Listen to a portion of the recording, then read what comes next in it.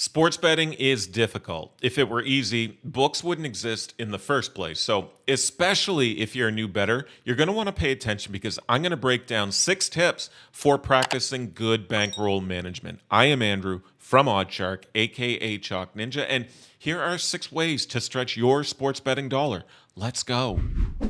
Number 1 is going to be establishing a unit size or a set amount that you should wager per bet. If you've got your bankroll and you're ready to deposit at your book for the NFL season, for example, let's just call it $1,000, good round number.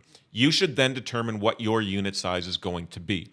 So some say that 2% should be your unit size. So let's stick with that. 2% of your $1,000 bankroll is going to be $20. So $20 is now your unit size for the season.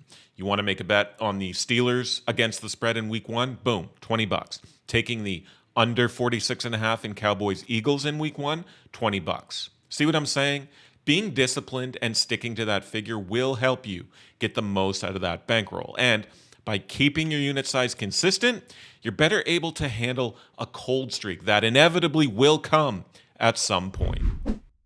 Second tip here is going to be making sure you are wagering slowly and steadily, and taking it one step further, sticking to singles. By singles, or straight bets as you'll see them referred, all I mean is just betting one event at a time, and for the love of God, avoiding parlays.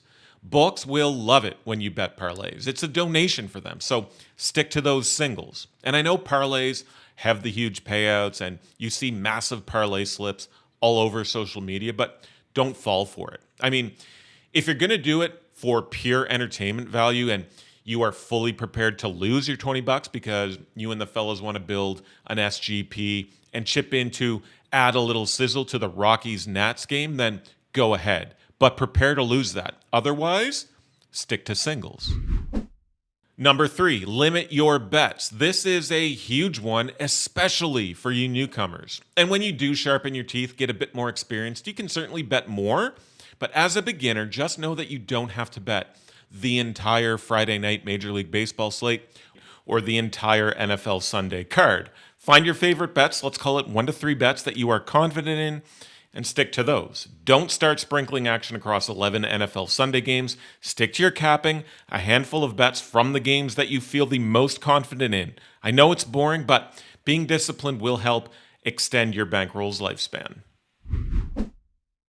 Number 4, welcome bonuses. You can really utilize welcome bonuses from sportsbooks that can help you pad your bankroll. When you go to sign up to a book, you'll get what's called a welcome bonus, which will be free money that you can use for betting. Now, these do come with requirements before you can withdraw, but it's money to play with. It could be a 100% match of what you deposit at a book. So it can end up being pretty significant. And you'll hear us say this a lot, but having accounts across multiple books is important, and getting a bunch of new sign-up and welcome bonuses is another reason why. We do have a page over at oddshark.com dedicated to the bonuses and promos that are currently available. So after you watch the vid, you can check the link in the description. Trigger these bonuses, add the funds to your bankroll, and stretch that betting dollar. Number 5, track your bets. Simple, but using an app or just building out your own Excel sheet, or heck, use a pen and a notebook. But tracking your bets and having a spot that you can go back to as a reference point will help keep you on the straight and narrow. Keep track of every event you've bet, the game, the teams, the betting market you wagered, meaning was it a spread bet, was it a player prop, was it a money line, that sort of thing. Track your bet size, the odds when you bet it if you can. I'd even add the closing line value or CLV to your data as well. Also, track how much you won, what sportsbook you bet it at, and anything else you want to add, but those would be the basics. Knowing where you're winning and losing is going to be huge for you as a bettor. And maybe you're a big-time baseball fan, but when you go back to track, you're taking loss after loss in baseball betting. So maybe you'll then realize that you need to stop betting on baseball. After all, those who don't know history are doomed to repeat it.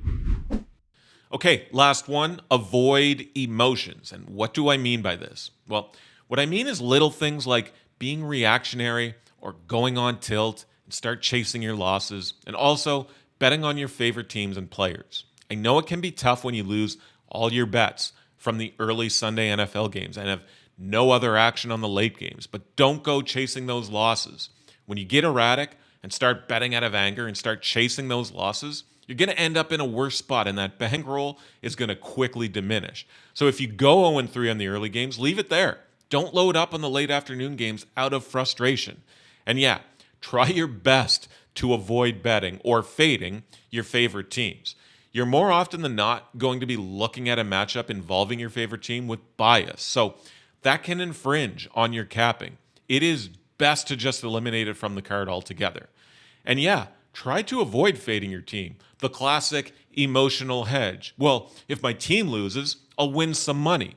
It's a popular trapping, and you'll end up getting burned over time, so don't fall for it. There you have it, 6 tips to help you with your bankroll management. And if I was any help, hit that thumbs up button and subscribe to the YouTube channel if you're new. If you have any other tips for bankroll management, drop them in the comments below. I'll also drop a link for OddsShark's preferred sportsbooks in the description, so you can find out which ones are the best for you if you are starting your sports betting journey. Thank you so much for watching, and good luck with those bets.